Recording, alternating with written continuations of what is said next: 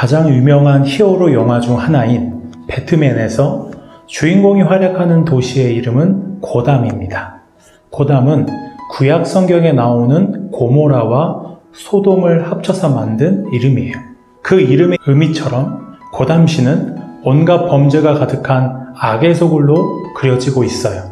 성경에서 도시가 부정적으로 그려지는 장면들이 있기 때문에 우리는 도시를 희망이 없는 공간으로 생각할 수 있습니다.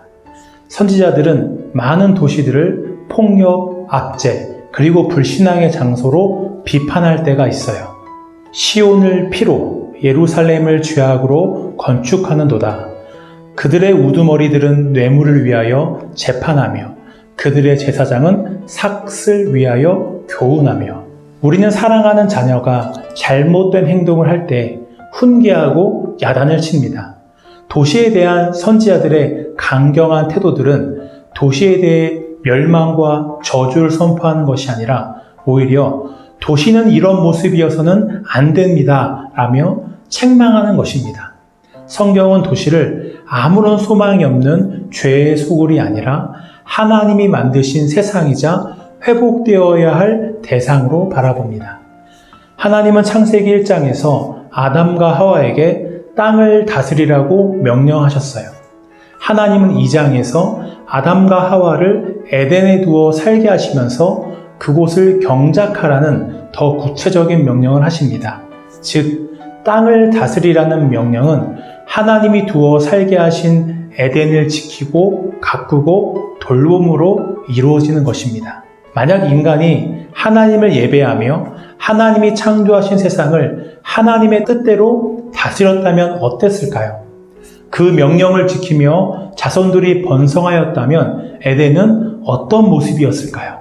때마다 적당한 비가 내리고 햇빛이 잘 드는 중에 신실한 농부가 가꾸는 밭을 떠올려 보세요.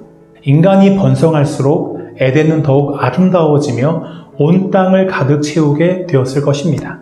하나님은 인간을 통해 이 땅에 하나님이 임재하시고 다스리시는 에덴이 가득해지기를 바라셨어요. 하지만 아담과 하와가 하나님을 거역하고 불순종함으로 하나님의 계획이 어그러졌습니다. 이 땅에 하나님의 나라를 세우고자 하셨던 하나님의 계획이 어그러졌습니다. 그럼 하나님의 약속이신 예수 그리스도는 이 땅에 무엇을 하기 위해 오셨을까요? 예수께서 이르시되 너희가 성경에 건축자들이 버린 돌이 모퉁이의 머릿돌이 되었나니. 예수님은 하나님 나라의 건축자이십니다. 죄로 인해 망가지고 부패한 이 땅에 하나님의 도시를 다시 세우기 위해 오셨어요. 이 세상에는 예수님을 머릿돌로 하는 새로운 도시들이 세워졌어요. 그것이 교회입니다. 교회는 하나님과 함께하는 생명을 누리면서 하나님을 닮아가는 거룩을 나타냅니다. 예수님은 교회를 향해 산 위의 도시라고 말씀하셨어요. 산 아래에 있는 마을들이 산 위에 있는 도시를 볼 수 있는 것처럼 교회는 이 땅에서 하나님의 거룩한 빛을 비춥니다. 요한계시록 21장과 21장에서 우리는 역사의 절정을 미리 볼 수 있습니다. 또 내가 새 하늘과 새 땅을 보니 처음 하늘과 처음 땅이 없어졌고 바다도 다시 있지 않더라. 또 내가 보매 거룩한 성 새 예루살렘이 하나님께로부터 하늘에서 내려오니 그 준비한 것이 신부가 남편을 위하여 단장한 것 같더라. 하나님의 영원한 도시가 이 땅에 도래하게 됩니다. 마지막에 이루어질 영원한 도시는 그 어떤 흠이나 약함이나 죄도 없이 거룩함과 생명으로 가득 찬 도시입니다. 세계의 역사는 에덴에서 시작하여 하나님이 이루실 영원한 새 예루살렘으로 완성됩니다. 우리들은 그리스도의 은혜로 하나님의 나라로 옮겨졌습니다. 그 영원한 나라를 상속받은 자들이에요. 하지만 그 나라가 이 땅에 완성될 그날까지는 이 땅을 살아가야 하는 것이 우리의 현실입니다. 거기에 우리의 혼란과 어려움이 있어요. 하나님의 백성인 우리들은 하나님을 거스르는 문화가 지배하고 있는 이 세상과 어떤 관계를 맺으며 살아야 할까요? 다양한 삶의 방식들이 있습니다. 첫 번째로 완전히 도시의 문화에 융화되어 살아가는 것입니다. 가장 흔하게 일어나는 삶의 방식이에요.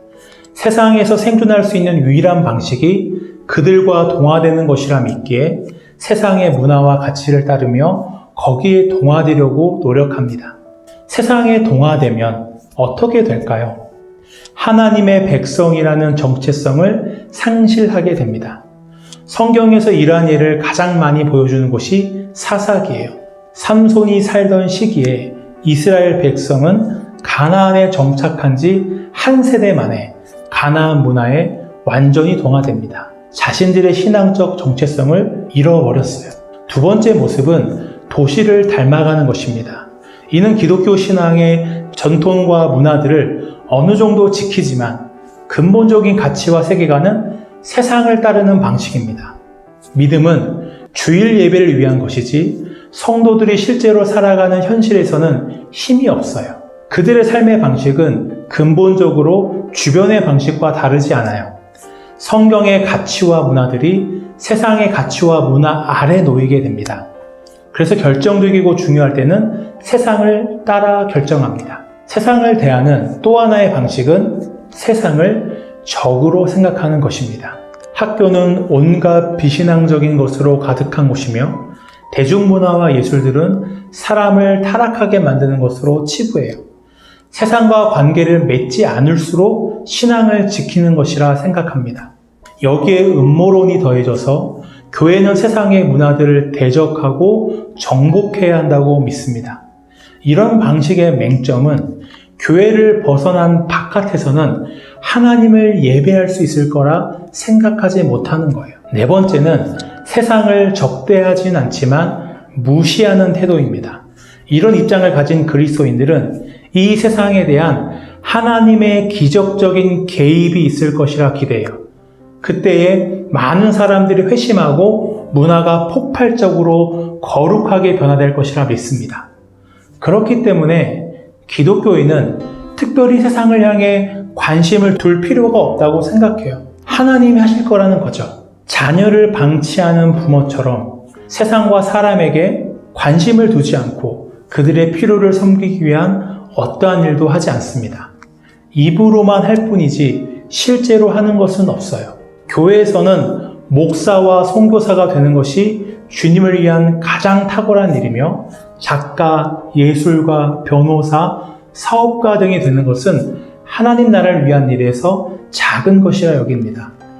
세상에 대한 교회의 사명에 대해서 거의 생각하지 않거나 굉장히 좁게 생각해요. 세상은 천국에 가기 전에 잠깐 지나치는 곳이지 그곳에 우리가 이루어야 할 하나님의 나라가 있다는 것을 알지 못합니다. 다섯 번째로 그리스도인이 세상과 관계를 맺는 방법은 도시를 사랑하는 것입니다. 이 사랑은 세상과 융화되고 세상을 닮아가는 사랑을 말하는 것이 아니에요. 하나님이 세상을 사랑하셨던 그 방식으로 세상을 사랑합니다. 하나님의 자녀라는 정체성을 잃지 않은 채 하나님 나라가 가진 탁월함을 드러내는 방식으로 세상과 관계를 맺어요. 그런 교회의 모습을 잘 설명해 주는 비유가 모델하우스입니다. 그리스도는 자신의 보혈로 값을 주고 산 이 땅에 하나님이 사람들과 함께 거하시는 새로운 집을 지으십니다. 그 지어질 집의 모습이 어떠할지를 보여주기 위한 모델하우스가 교회인 것이죠. 세상 사람들은 교회로 초대되어 하나님 나라의 모델하우스를 살펴보게 됩니다. 교회는 모델하우스의 입주자이며 이웃들을 초청하여 그리스도께 나아가도록 문을 열어주고 안내합니다. 전도는 모델하우스 앞에 세워진 표지판이에요. 그 문구가 복잡하고 화려할 필요가 없어요. 심플합니다. 와서 둘러보세요. 우리는 이 땅에서 하나님 나라 시민의 새로운 삶의 방식으로 살아갑니다. 우리 삶의 모습으로 언젠가 이 땅에 임할 하나님의 나라를 나타내게 되는 것이죠. 달리기 선수들은 무엇을 위해 달리나요? 그들은 결승점을 바라보며 달립니다. 결승점을 생각하지 않고 달리는 선수는 없어요. 그리스도인의 삶도 마찬가지입니다. 우리는 결승점을 바라보고 상상하며 달립니다. 우리의 결승점이 어디인가요? 또 내가 보매 거룩한 성 새 예루살렘이 하나님께로부터 하늘에서 내려오니 예수님의 재림으로 하나님의 영원한 도시가 이 땅에 이루어지는 날입니다. 하나님의 영원한 도시는 어떤 곳인가요? 모든 눈물을 그 눈에서 닦아주시니 다시는 사망이 없고 애통하는 것이나 곡하는 것이나 아픈 것이 다시 있지 아니하리니 처음 것들이 다 지나갔음이러라. 그날은 하나님이 우리의 모든 눈물을 닦아주시며 사망과 애통이 없고 모든 싸움과 전쟁이 끝나고 영원한 평화가 이루어지는 날입니다. 하나님의 샬롬이 완벽히 회복되며 새로운 세상은 하나님의 영광으로 가득할 것입니다. 그 나라의 영광은 하나님이 직접 임재하시는 영광입니다. 그날에 우리는 하나님의 얼굴을 보게 될 것이며 하나님으로 인해 영원히 기뻐하게 될 것입니다. 그 날과 그 도시가 우리가 바라보고 상상하며 달려가야 할 목적지입니다.